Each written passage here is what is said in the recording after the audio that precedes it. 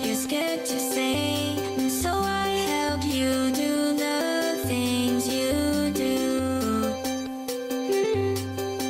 But nothing lasts forever. And someday soon you'll sing your final song. But they said that's why you made me to pass the music on. So now I'll sing for you till I can talk. I've been teaching myself to speak for when the music's not enough. I'm gonna be just like you and never stop. But since I'm made from you, do you think I could be someone like you?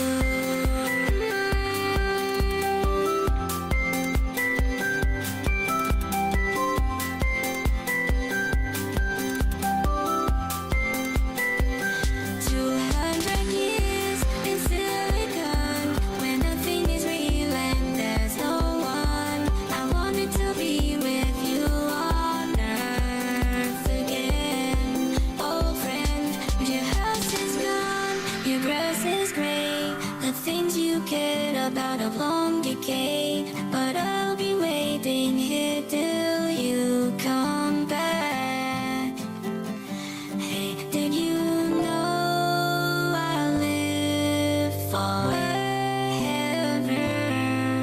It's getting cold, so you should hurry home. And they said humans just Hey, everyone. Happy Wednesday to you. Hope you all are having a wonderful day, a great week.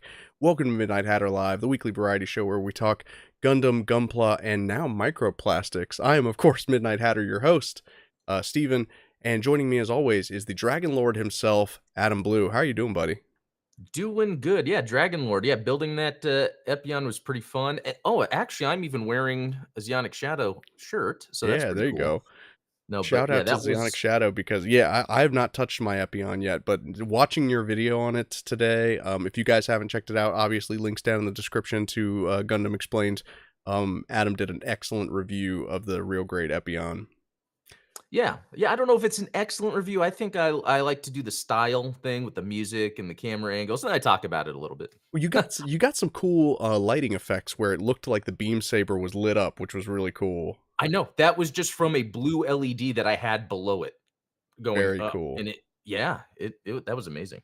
Yeah, my only critique would be that you didn't show a transforming montage like Jobby. I know. I was even thinking of doing. I even recorded it, but it was kind of annoying. It was more on me though, because there were some parts that you have to like. There are parts that you build it right, and Yeah. you can move it, but then there's extra articulation that you don't do. And I said this until you're transformed. So it's like, oh wait a minute, I have to move. Okay, and if things are off by a little bit, so I had to spend my time like, oh, it's that, and I was like, you know what, I'm just gonna delete. It didn't take long though. It Yeah. didn't take long. I mean, it's Maybe. not as bad as like either like the master grade Zetas or the real grade Oh, Zeta. Like those things are exactly. monsters.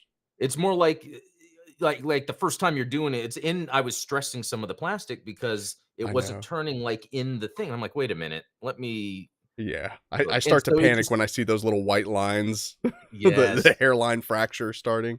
But I'm glad you brought up the montage thing because I feel like even if it's an ugly transformation that I'm doing, I should make that funny in some way and make that part of the video. I think Yeah, so. I think people would Yeah. enjoy to see it. Yeah.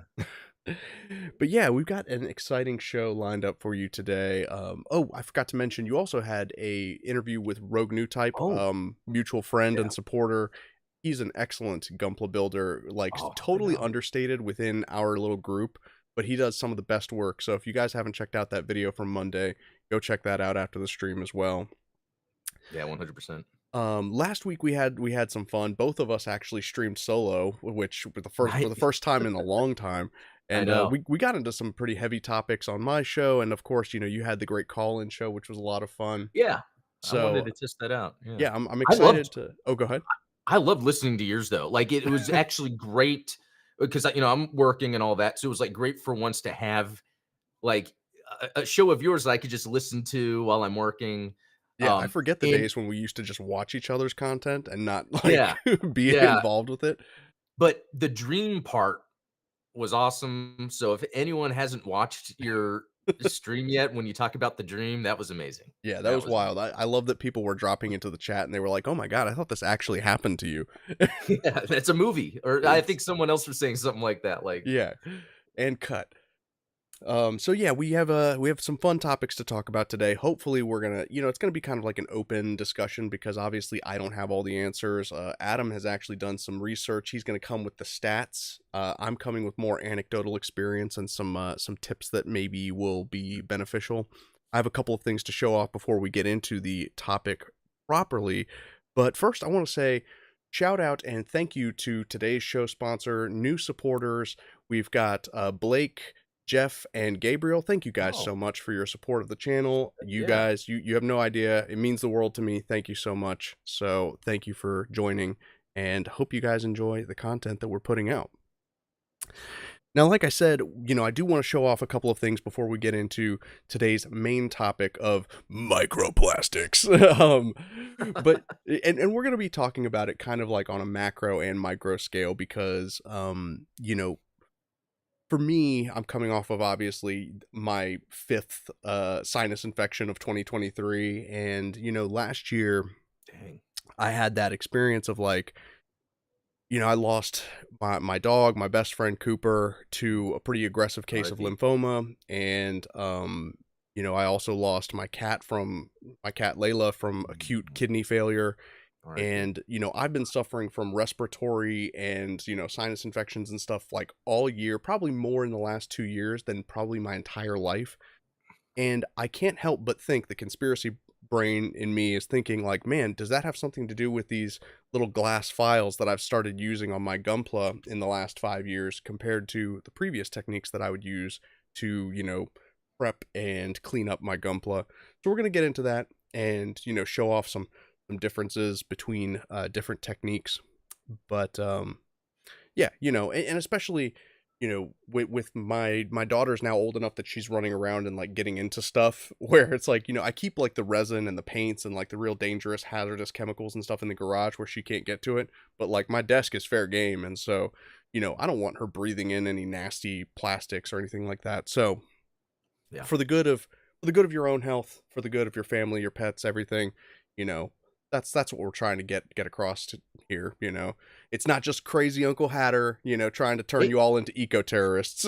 no, it seems to have bigger implications, which we'll get into. Yeah. Exactly. So I'm very excited that you're coming to the table with some hard facts and figures to share with us. But before we get into that, I do want to show off something. My first completed build of 2024.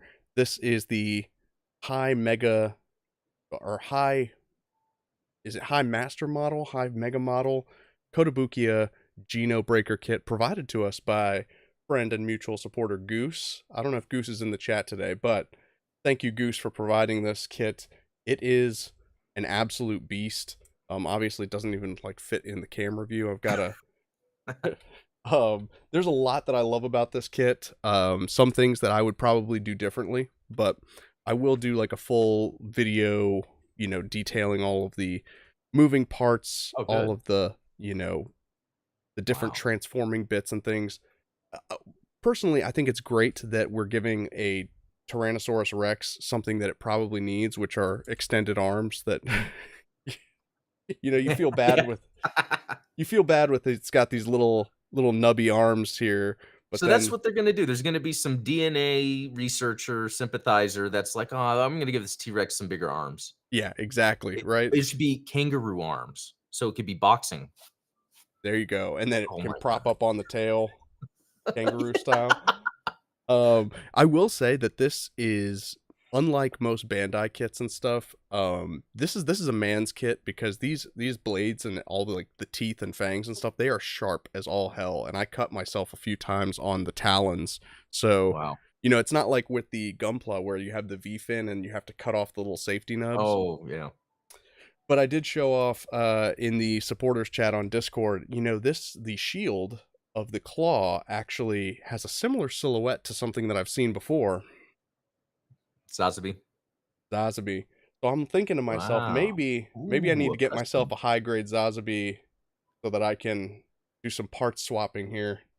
I don't That know. is neat. We'll get a little crazy with it, make a little Xeonic Geno Yeah. Breaker.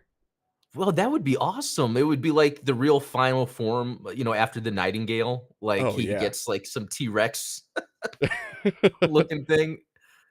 This thing, it's a vicious beast. So it's gonna take its place at least temporarily up here on the Argama flight deck if I can fit it up here. Wow.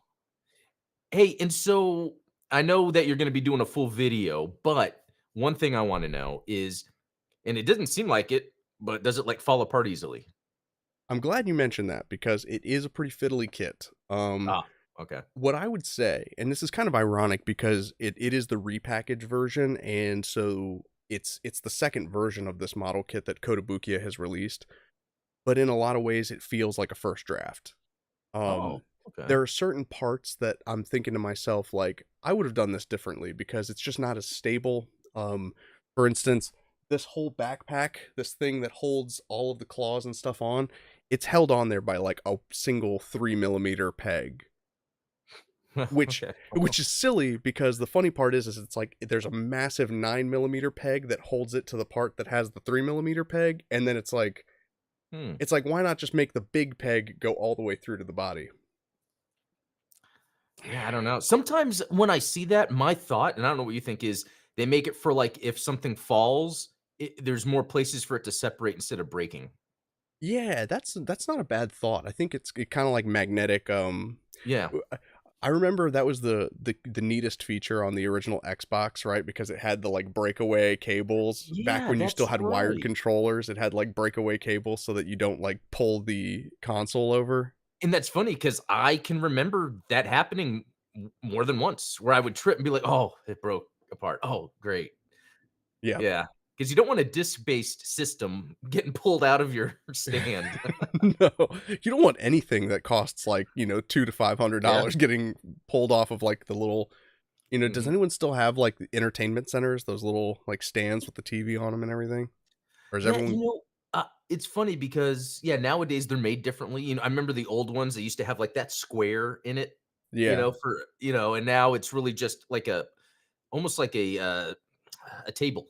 It's Yeah. just really a table, actually. Yeah. Yeah, fancy table with a couple shelves. Yeah.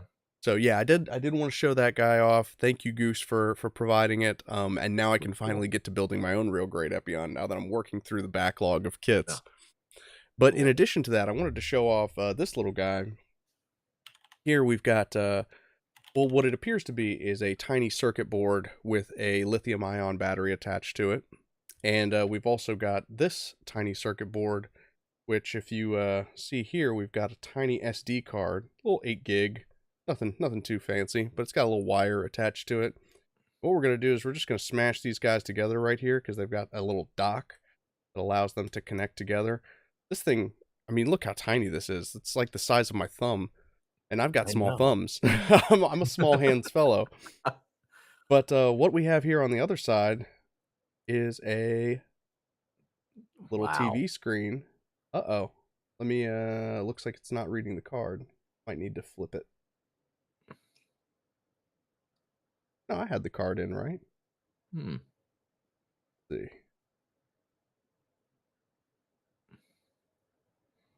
Well, that was Well a lot more anticlimactic than I was hoping it would be. hey, it is a computer, so you probably just have to restart it. Yeah, exactly. Turn it off, turn it back on. There we go. Give it a shot. But I can confirm it works. Oh, there Yes, we it does work. Let's see if we can get this sucker to play. Now, you guys probably are not hearing the audio, but And it's a little blurry. Oh, there we go. there we go. Uh, yeah, it's like trying to focus on something, so that's amazing. Isn't this thing awesome? In total, like, I'm sure you're gonna do a video on this, Yes, but in absolutely. total, around how much does it cost? to get all the parts? So this actually is a kit that is available for $50. Oh, And it's already pre-built for you. You don't have to do any of the scripting. This is like good to go right out of the box. wow. So that's pretty cool. It's got a tiny little speaker here that has it's like got a sticky pad on the back so that you can attach the Oh, speaker mounted. wherever you want to. It's a pretty slim profile, but you can even, obviously separate the two by using a ribbon cable to connect them. And I mean, Oh. there's so many cool applications I can imagine for this.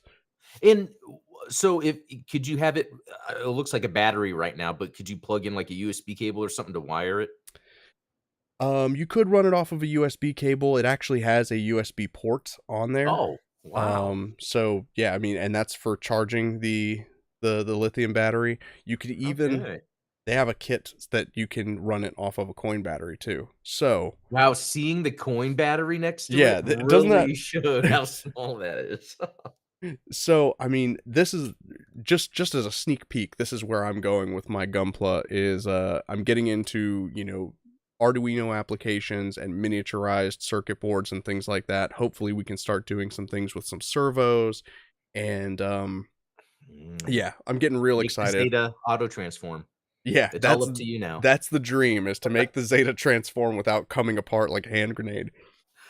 That'd be amazing. So yeah, that's the Yeah, and move when you right there. showed me that, like, my thought just thinking, like, the way my shelves are, it's, like, based on series, and I would love to have, like, a little screen that's, like, the series is always running, and there's a QR code to where, like, if anyone's over and I'm showing them, because a lot of times I have to explain things to people, they could just It scan just scan takes the them to QR the Gundam code. wiki. Yeah. Well, that or what if, like, it gives them, like, temporary access to my because I have a Gundam server at my house for with all Oh, the Blu-rays ripped and nice. allows them to I don't know, something like a museum. Yeah, I mean, like, and so I guess to put it in perspective, like this would be a high grade Origin Zaku compared to the size of this thing. Or if you wanted to get real technical and like maybe we put it in scale with something, here is the 1/100 scale Camille figure that comes Wow. uh with Verka the Zeta. Verka Zeta. So it's like this is you can imagine this being like a giant billboard type TV that Hold on. your minis would be involved with. You know what that's making me think? I would love I have this cockpit, core fighter cockpit. I would love to, like, somehow make some, like, screens go around it or That would something. be sweet. Yeah, that would be. Absolutely. Yeah, so and I will say that this is probably one of the pricier kits available, but this one ships from Akron, Ohio. It's like all US based Mm. parts and stuff like that. Oh, I that's actually cool. have found sources to, get these from overseas that are cheaper. So, you know, I'm going to be sharing like everything, as I release these videos and as I program a couple of different applications using the little mini Arduino. But yeah, I'm so excited about this because this is one of those things. And I feel like you don't get a lot of English language support when it comes to this type of Gunpla stuff. Like you see a lot of like Japanese Gunpla builders that will build like Literally build a transforming mobile suit in their garage. It's yeah. like, "How?" So, and like I'm just like, how do they do that? Well, I'm gonna Yeah, figure it out, and then I'm gonna show you guys that's and awesome. share this stuff with You're you. like the American ambassador or English ambassador for the far out Gunpla stuff. Yeah, because there was even a guy that was I remember he was posting on Instagram, like, white base, like, Yeah, scaled white base with lights and everything, and I was like, "Oh my god, I want that." it's so cool. Yeah, so we're gonna get there eventually, slowly Yeah, but surely. yeah, And I'll be sharing, all of the different sketches and things that I make along the way. So that's hope cool. you guys will stay tuned for that. Now, like I said, um, you know, getting into the primary topic of the day. What I've noticed, and I shared a picture of this like on Twitter, and I don't know if I posted it on Discord or not, but like the amount of plastic that comes off of just removing nubs from Gunpla. Like for instance, let's see, I've got this is the high grade 00 88 Zeta that was provided to me by my older brother. Thank you, Chris. Appreciate it. I want to kind of show you guys exactly what I'm talking about when I talk about like the plastic waste that even just each one of us individually is producing from Gunpla, right? So let's see. Here we've got our little nub marks here. Now, in the 20 some odd years I've been in this hobby, typically when I remove nub marks, I would do it with a hobby knife and just shave it off at the base here. And my thumbs will show you that that I've got plenty of scars from doing this, but you can see that at least they are, the parts are large enough. Let me see if I can get my thumb in view here. That's not a risk of inhalate. Well, I guess you could technically inhale it, but at Yeah. least it's manageable. You can hold that and put it in the trash and Yeah. dispose of it in a much more responsible way. But when you start using things like these little glass files that are popular for nub removal, and I've been using these for about 5 years now, I was like, man, if you look at the amount of just plastic dust coming off this thing, I can stop shaking my table. I mean, Yeah. like, I don't even know if my camera's going to focus on that, but like, No, but we could see, yeah, like just that's not even the file. That's just your finger. yeah, that's the tip of my finger, and it's just like powder. I mean, you literally pulverized this plastic into microplastic. Yeah.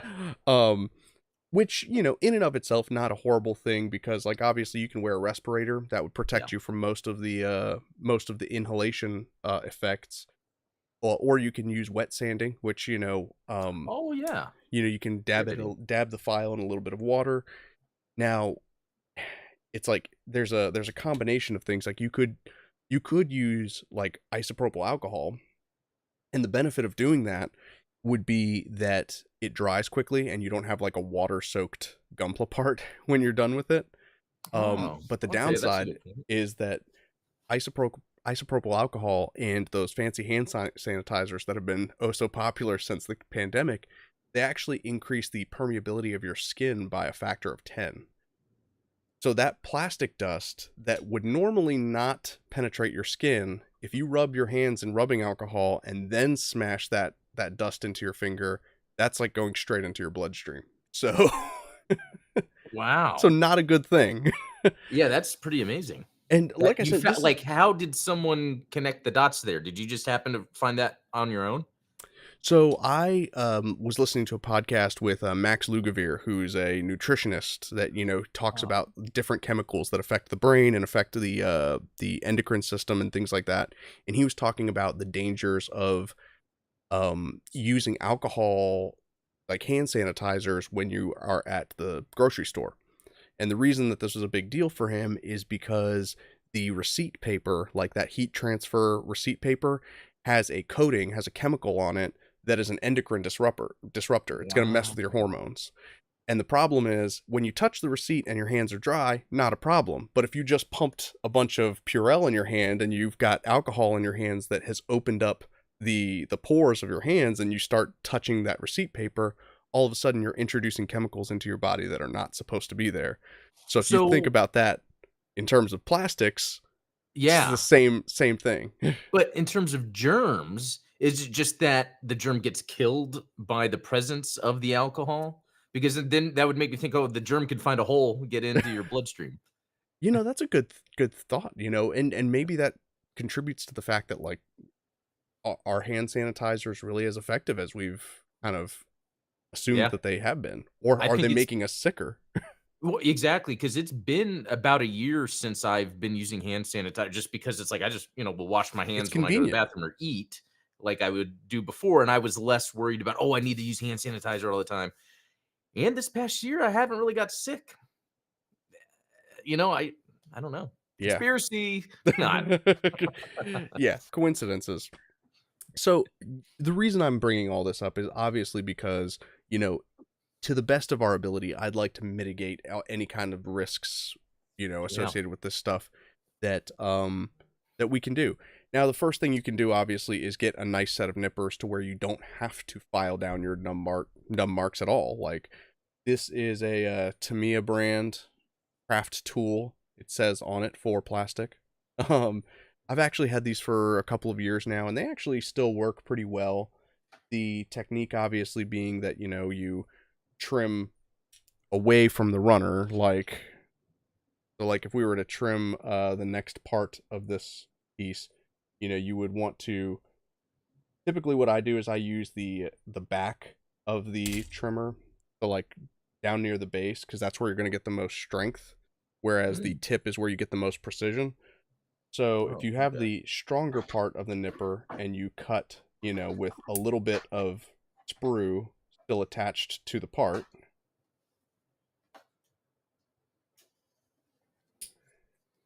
then afterwards you can get in with the tip of the nipper. I'll try and get this to focus. Autofocus is the bane of all Gunpla YouTubers, isn't it?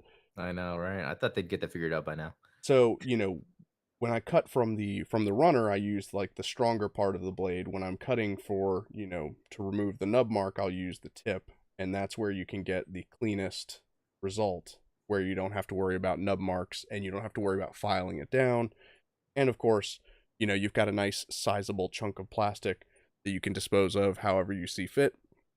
It would be ideal if you were to put it in like something that isn't going to just spill all over the place, because that's you could still accidentally eat that. But yeah, No, that's a good point, because I actually have a pair of nippers I use strictly for cutting the thing off the runner. And then I use the God hands actually to then cut, like you're saying, from the plastic. But what I learned that I didn't know is it's better to use the tip for the precision more. I would just kind of get in there and try to get, the strongest kind of grip on cutting it. But I'm going to have to go with what you're saying here. Yeah, I mean, especially when you have like curved parts. I mean, that was one of the things I was dealing with the Berserk, or the Berserk Fury. That's the Geno Breaker. Yeah. Is that a lot of those nub marks would be on the inside of a curve like this, right? And so even if I wanted to, I wasn't able to get in there with a file because it wasn't a flat edge. And so, getting in there with the tiny tips of these nippers actually worked out a lot better for removing those nubs. And what type of nipper is that again that you have there? This is the Tamiya craft tool. I don't know if it has a model number on it. Tamiya, okay. Because it is crazy how, even though, God hands are good, there are other ones that are excellent. Like this is called a CHP 170. The handle on that looks nice.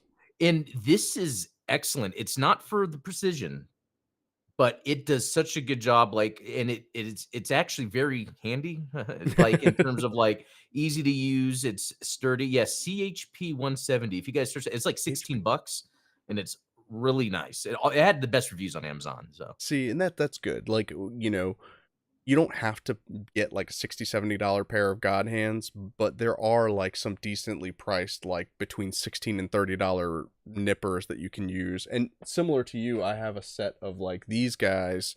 I don't even know what brand these are, but obviously they are not for precision work at all. But it's good and sturdy. It'll be reliable. And if you're working on an entry grade, for instance, like that will be good enough, even though you don't really need to. But yeah, having the God hands around are good for. And yeah, and the other thing I found out by using two separate nippers, I'm then prolonging the life of my God hands. Exactly. So, yeah, you're less likely to damage the quality nippers. So yeah, I mean, that is probably, as far as what you can do around the house, like, yeah, you can wear a respirator, you can do wet sanding, but as far as minimizing the amount of like ground up plastic that ends up in your carpet, it ends up, in your food. I don't know if I'm a nail biter, so I assume that I've probably consumed at least 3 pounds of microplastic in the last year just from, building a kit and then chewing my nails after. I don't mean to dad, but nail biting gets you sick.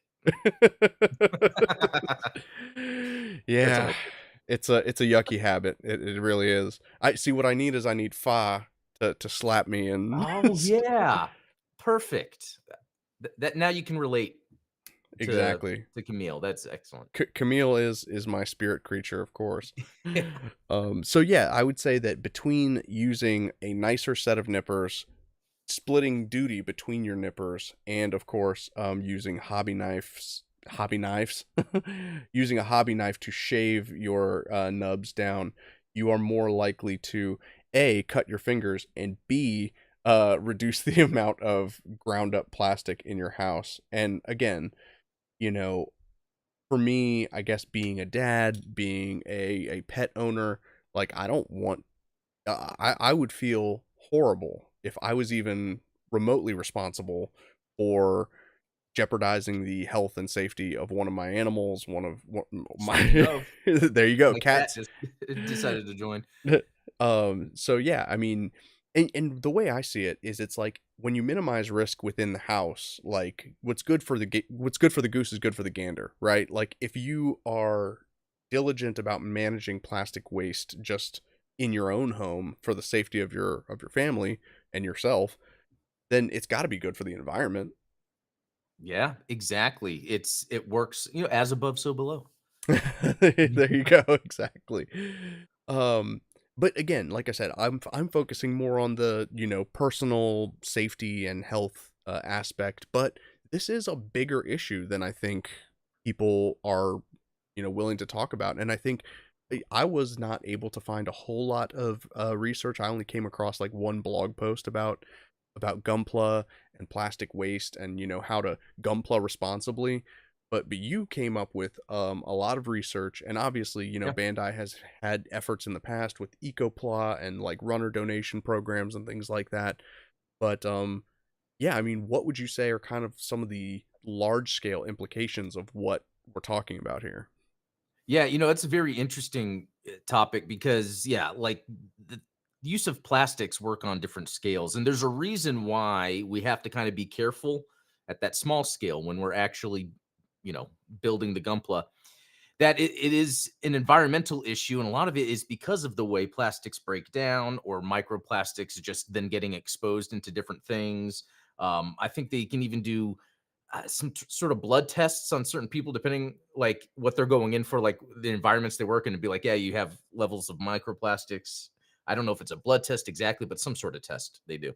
Yeah. um and so, normally though, I, as an American consumer, it's like I don't care, it's easy to use plastics. Yeah. But it started to become a concern to me when I was realizing, man, people are angry when things are p bandai, and it's like, because it's limited. Yeah. And it's like, You why and are I are people? like the staunch P Bandai defenders. Yeah, yeah, and so what, and you know what? You can go ahead and share, Yeah, my screen real quick. we're doing something So, kind of cool today where like actually I'm going to let yeah. Adam drive the stream here a little bit. So, Well, no, yeah, because this is something I was actually planning to make a video on, but I didn't know how to approach it because it's more of a deeper discussion that I think it'd be good between you and I to have, and so what's funny is, so we got Zach Aurelius. I'm sure a lot of you are familiar with him, great videos. And he had this video called The Problem with MG. And this master grades. And so I was looking at the comments, and the one of the first comments is, if you're a regular, maybe a supporter, you might recognize the Daisuke Niwa person that trolls me all the time on on my channel. And it's like, and they said, I think we should have a discussion about how or how Bandai is making a lot of kits P Bandai. We need more regular releases. But this is all related because Microsoft, like they're really trying to do anything. Hold on, let me get this to load. Okay. Bandai is having to be very conscious about plastic use. Their whole business is plastic model kits. Sure, they make video games, that's completely digital, but the money is in the plastic model kits. That's why Sony will never buy Bandai. yeah. Sure, maybe they have Namco in the games, but the Gunpla division is huge. The thing is, a lot of countries are having to stop using plastics the way they are, maybe, and have recycling programs, even though when it comes to plastic recycling, that's like one step, but even that has an environmental impact because of the tools that are used, the cost to do the recycling. So Yeah. they try things like, well, maybe we'll have And again, this page loads slow for some reason, even though I was just at it. Uh, like making Gunpla with eggshell. Because uh, as Because Bandai that's compostable, plans, right? yeah, exactly. And so as Bandai plans out their like um initiatives with like, okay, this year we're gonna have these Gunpla kits come out, how many master grades, how many they have to think of the implications and the impact they have on the environment with all the plastics that they are utilizing when a lot of countries, even China, is working with Japan to like figure out how to reduce plastic use by 2030, Mhm. increase the recyclability of plastics, but reduce them in general. They're even in the United States. I don't know if you notice, you go to a store to buy a Hasbro toy, they're now in cardboard boxes. They're no Yeah. longer No more having the clamshells or blister packs. yeah. So plastic is going away. So when people are complaining about P Bandai, not only are the logistics what is one part of getting your uh it's like the roadblocks they have to get through in order to get production on something. It's Yeah. also because they have to reduce the use of plastics. I mean, for you all that love Gunpla, know that far in the future, we're not going to be doing it with plastic anymore. It's not going to be called Gunpla. It's going to be Yeah. called something else. Gun egg or something like that. Gonna yeah, I don't know. Well, and So I think that like that's kind of what they were what one of the appeals of like the metaverse, right? Is it's like, well, if we can just digitize Gunpla to where it's not a physical thing, then that's there you go. one method of reducing the plastic consumption. Yeah, yeah. So let's see. Producers of packaging material are already feeling the changes. The beverage company Kirin Holdings, famous for its namesake beer, is a major producer of Love plastic Kieran beer. containers.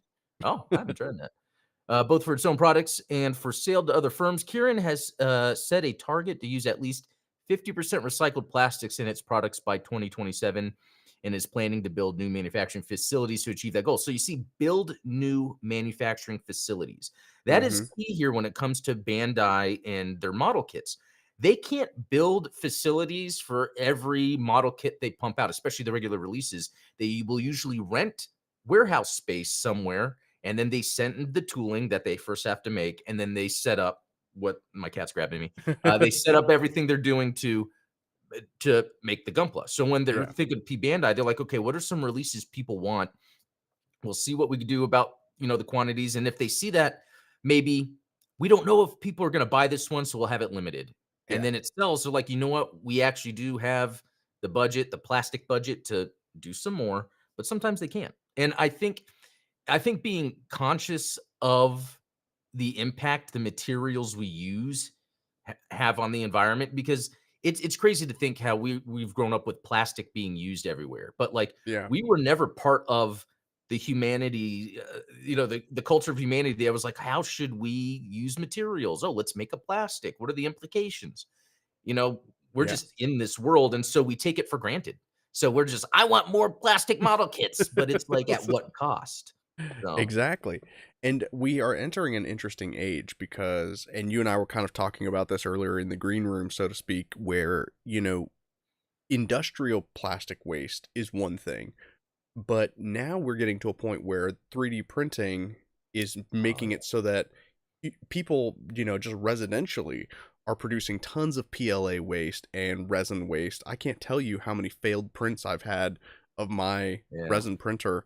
Um, and what does that do? I mean, it just ends up in a landfill because, and you can't pour that stuff down the sink because that would, mess up the water Yeah. table a lot. You don't want to, you actually don't want any kind of uncured resin getting into groundwater or anything like that. So it's like, if you have a failed print, it's the responsible thing to do with it is to have it cure completely so that it's, firm plastic after, being out in the sun for a few hours, and then you have to package it and dispose it. So it's like, Yeah. being a responsible consumer is about more than just, well, I'm not going to buy the plastic products. It's like you're creating plastic products in your garage at this point. And there are different people that are trying to kind of attack the problem in different ways. Like there's a YouTuber Maker's Muse that was trying to create a filament from cellulose plastic so that it was actually, Oh biodegradable. wow. Now this is for like a filament, that the like a PLA style 3D printer. But, it's going to take, I think, some kind of innovative solution, like you were saying, whether it's eggshell plastics or finding different ways.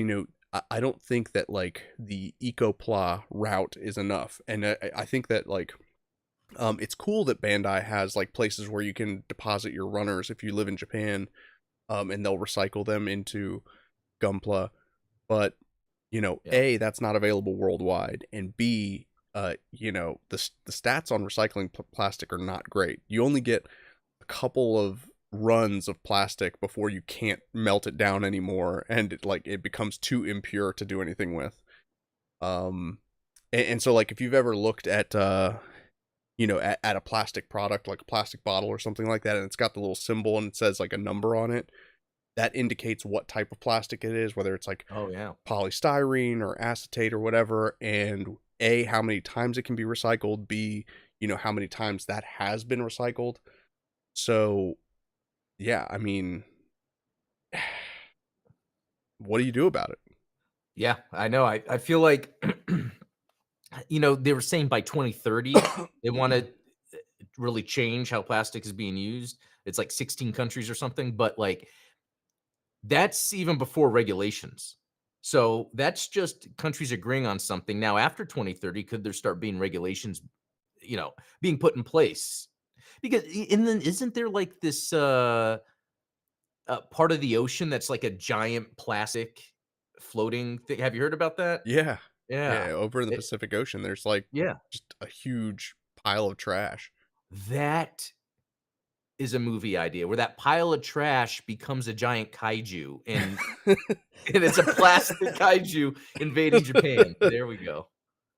I mean, that's the new Godzilla origin story right there. It's Yeah. like instead Yeah. of Update. because it used to be like, oh, well, nuclear war is going to create these monsters. It's like, no, no, pollution's going to create these monsters. Yeah. Plastic That's pollution. that's a good one. Um, and yeah, I mean, it's like I said, we're talking about kind of large plastic waste, but even powdered plastic, like where where does it go? Yeah. Like It's all just of this powdered plastic from all the sanding and the filing and all the things that we do to customize our Gunpla. Um, yeah, it's you know what? Johnny Tacoma just said something interesting. Gunpla kits are going to come pre-cut off the runners, LOL. But like that's actually a good point. I could see that could be one step where they start doing it where yeah. they're able to make them because we could see how technology is like even resin stuff where maybe you build it in a way where there's minimal removal of the extra bits. Well, that's what the Yeah. entry grades do, right? Like they have the really fine sprue. Say that again. The entry grades, like Oh, that's right. Yeah, I mean, that's a good they're point. already kind of pioneering that. So I wonder if like entry grids are also their way to test sort of these things. And I see Johnny Tacoma says Gunpla out of beer cans. Honestly, aluminum is one of those things that is like infinitely recyclable, so it would not surprise me to see aluminum cast kits, Yeah, and that's pretty cool. it And would be kind of cool to build your Gundam out of metal. Like, oh yeah, definitely. But Rogue said something. He said, "Isn't the ocean actually producing types of microorganisms to eat plastic now?" Which further reinforces my idea, yeah, where it's a giant kaiju that now feeds on plastic and ate everything in the ocean. So now it's going across the world eating everything it that's starts plastic. as algae and then becomes Yeah. yeah. I mean, Yeah. and who knows that like this is where, and I hate the idea of government regulations Yeah. creating solutions for us because the only thing that the government can do is say stop doing it, right? Yeah. Like the government's not going to innovate a solution like this, but you know whether it's bioengineering an organism that can digest plastic, or coming up with different materials to produce plastic out of, coming up with different ways of recycling it. I think that we've talked about in the past how sometimes the most obvious solution isn't necessarily the best one, and sometimes the correct way to address a problem, you might have to kind of like come at it laterally. And so, yeah, I mean, who would have thought, oh, the idea is not to stop using plastic. The idea is to incorporate this other thing that's going to help us reduce the plastic waste. It's like, And that reminds me, it's something we were talking about earlier before the show about oil, how it's kind of come to light that oil is like super abundant in the earth, and it's not yeah, a problem of us not able to get oil. What the innovation comes from is the technology used to pump oil at depths that we're not able to get to yet. So that's where a lot of innovation in oil refining or mining, I guess, comes from. Is they're always trying to come up, okay, what's something so we can get deeper down and get more oil. And I think that's like the same thing for a more broad approach, but all these things we rely on in life that are made out of plastic. What is another material we can use? I mean, I can look at my video game controllers, my speakers, the bezel of my monitor, the whole casing, like everything is plastic. yeah, But eventually, we're gonna have to come up with some other material if we're gonna keep doing this. So yeah. it's weird to And think. it's yeah, that's crazy. I did not know until you told me about that like the abundance of oil is actually higher than we thought. It's always Yeah. funny because there was, it seems like every 5 years they're saying that like we're gonna run out of oil, Yeah. in 5 years, and then it doesn't happen. And it's like, well, it seems like that's the case, is that there just is more than we are consuming on a Yeah. yearly basis. But yeah, you know, I don't know necessarily what the solutions are, and Yeah. but I think that it's worth talking about, and it's worth managing things at least for our own health, because you know once upon a time there were people that didn't know the damaging effects of asbestos, right? And they're doing all this insulation work in their attics and stuff, and then they, you know Well, later on down the line saw the impacts of that. So I think that as Gunpla builders, I'm not going to tell you to stop building kits, and I'm not yeah. going to stop doing it. And I think it's gonna be generational because, like, sometimes we look at, "Oh, everything's gonna be digital," but Mhm. maybe that's good because isn't it where some people get mentally caught up in a material lifestyle? Sometimes we don't realize how bad that is on us. But I Yeah. also there's something else, and I don't know if you told me this, I listened to this on a podcast. I heard this recently and it resonated with me. They're like, what does someone do when they like first get into like a series or whatever? Like they get dopamine hits from just watching. And then they Yeah. just want to keep watching and keep watching. And they're like, well, no, step back and write fanfic. That's a way for you to get a more rewarding hit of dopamine. And that's the same thing with building model kits. You're actually getting that hit of dopamine, but in a more rewarding way than if you were to watch the show. Because you Yeah. would watch it and like, I need more. Like, how sometimes you're like that? Like you watch something, you're like, that was amazing.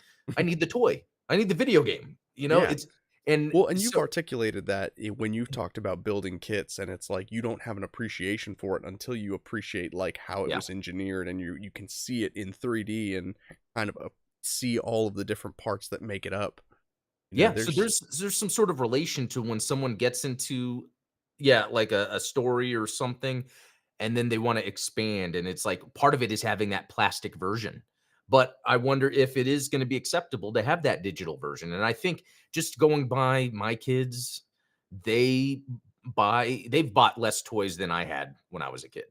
They're all about the digital stuff, Roblox, yeah, Fortnite.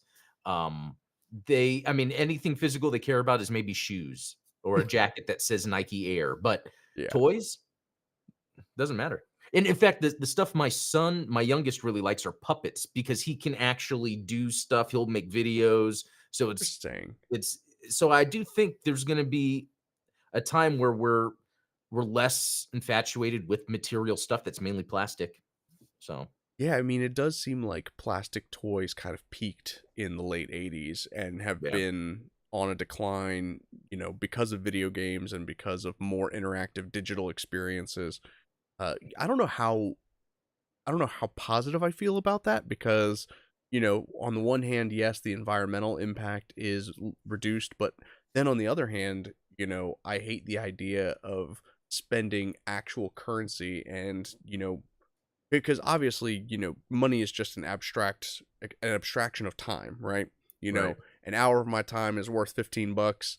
and then that $15 buys me what, a skin in Fortnite that, you know, if there's a power outage, I'm not going to be able to enjoy it. That's the difference of, I think, between Uh, something physical and something digital, is that, physical things are always going to exist regardless of whether or not you're connected to the internet. And yeah. so how much is the sort of digital revolution kind of abstracting ourselves from our possessions?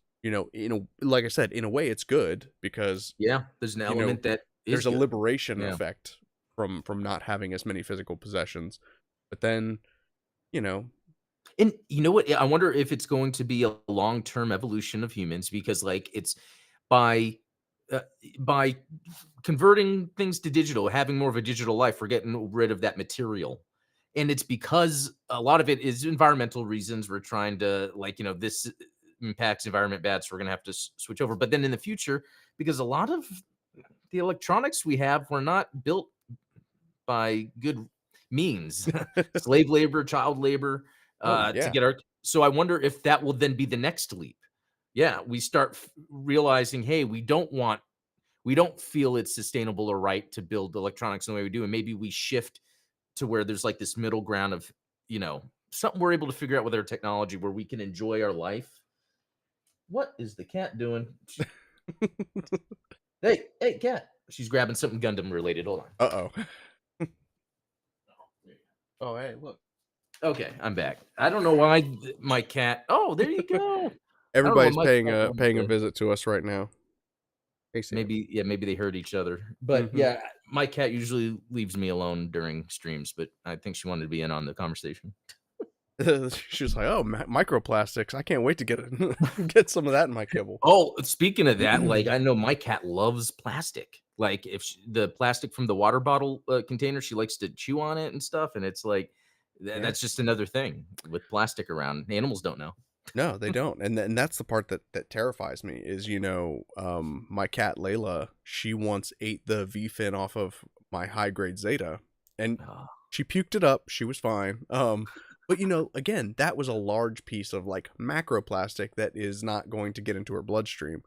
Um, these like plastic filings on my desk, yeah, that's like straight through the colon and into the bloodstream. So yeah, that's why I think it's important to kind of get away from these types of devices, is like, stop with the sanding sticks and the files and stuff like that, and take a more mechanical approach. I think yeah, that's probably the appropriate term. Rely on things like nippers and knives yeah. that you can then kind of manage the, like, I love there's a YouTuber Voldiris that makes videos of all of his builds, and at the end of every build he's got like a giant pile of nubs from all Oh of the yeah, nubs that he's trimmed off. And I'm like, that's perfect, because that is, it's not ground up like fine dust, and B, you can actually do some cool stuff with that if you melt it down, and you know yeah. We should talk about that sometime because I have boxes and boxes of nubs. I do. So, and I'm figuring out what I've to do got with it some because I kind of plans feel in bad just mind. I throwing it mean, away. Yeah. this is a little cup full of nubs that I've been preparing for some other Gunpla experiments that we're Oh, gonna get into this year.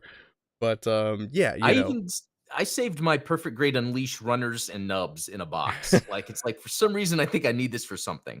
right, It's probably an issue, probably but so. but you never know. Like I think there's going to be something that's going to come up later where, and I'm thinking like Star Trek or whatever, where you can have a device where like anything plastic you have, you can just put it in there. It's going to melt it down and then make whatever you want. Yeah, That's going to be a way maybe that we can recycle where there's machines that you can put anything plastic in there. It melts it down and then like allows you to, yeah. like Mr. Fusion from Back to Ex- the Future. That's exactly what I was thinking. That, yeah, exactly. What always cracks me up about that is that he's like throws in the individual eggs and then throws in the entire carton. It's like, why didn't you just throw Yeah.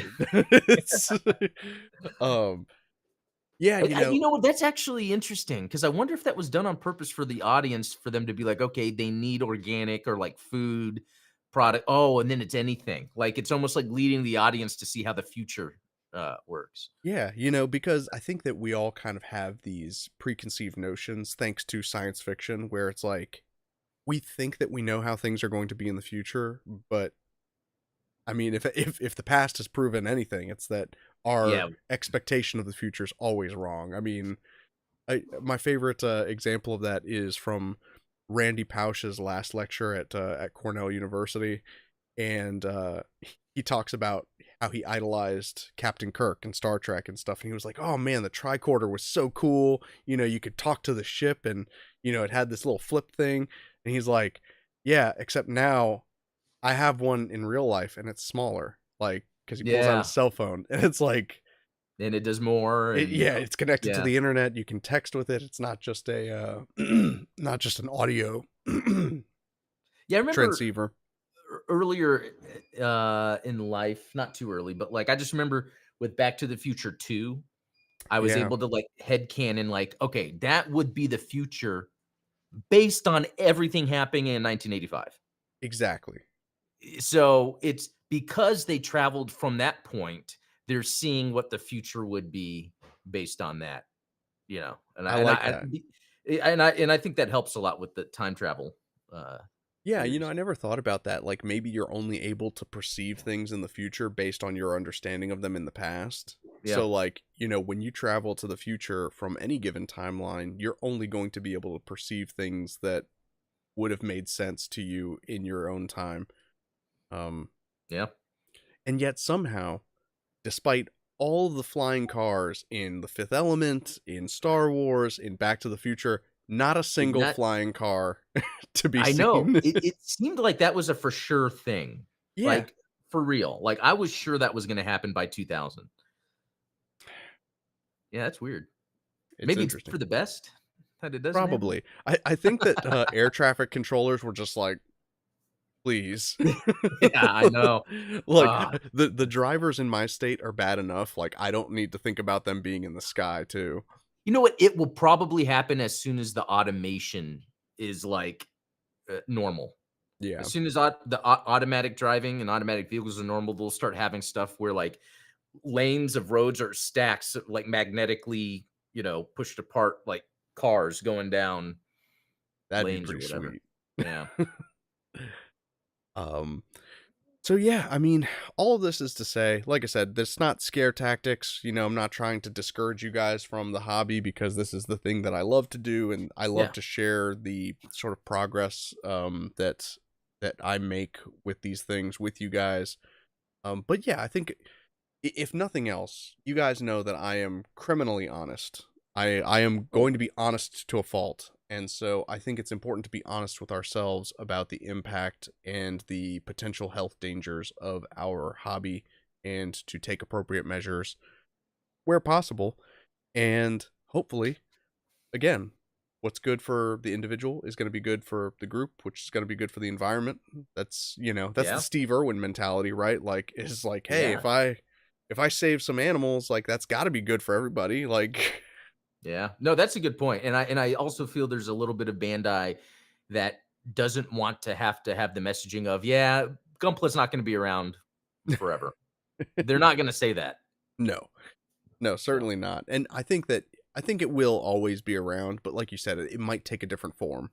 I don't yeah, know if they're going to be definitely. using different materials, the procedures are going to be different, or, like Rogue was saying in the chat, maybe we're going to like double down on plastic because it's like, hey, we found this naturally occurring Yeah. enzyme that breaks down plastics for us. Like, It could be a matter of, yeah, technology that so comes up. Yeah. yeah, That's and to your point about Back to the Future, I think that like our ability to perceive a solution is limited by our experience now.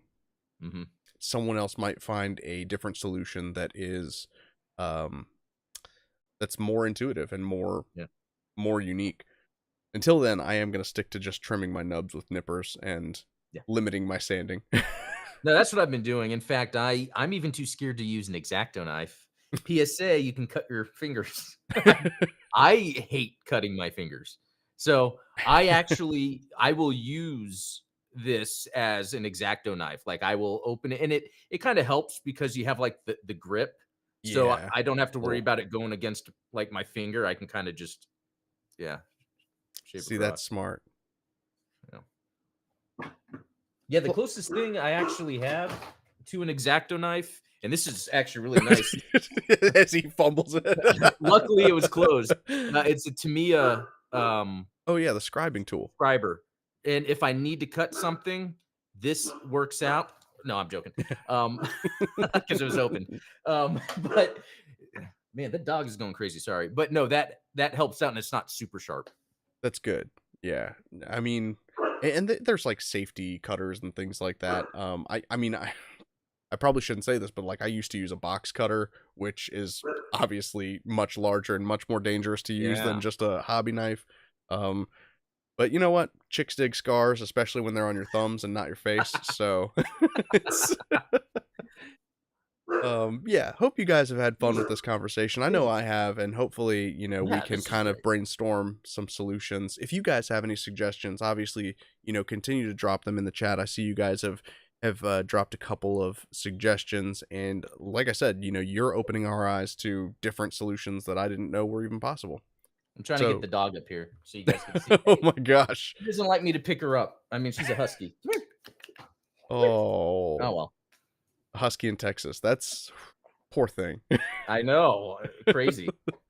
Oh my gosh, but it's been cold lately. So Oh, she's been- good. So she's probably loving it.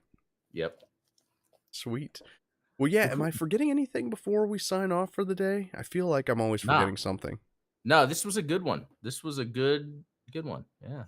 Yeah, thank you guys so much. And again, go check out Adam's video on the real grade Epion. Speaking of, more recycled plastic, go Yeah. check out the Epion. It's a sweet kit. So, I think more people need to pick it up. Yeah. Even if you're like a UC elitist like Adam and I, it's pretty freaking awesome. It is 100%. But yeah, until then, thank you guys so much for watching. Thank you to the supporters for keeping the show alive. And we will get with you tomorrow on the Gundam Explained show. Yep, that's right. We'll see you guys then. Cheers.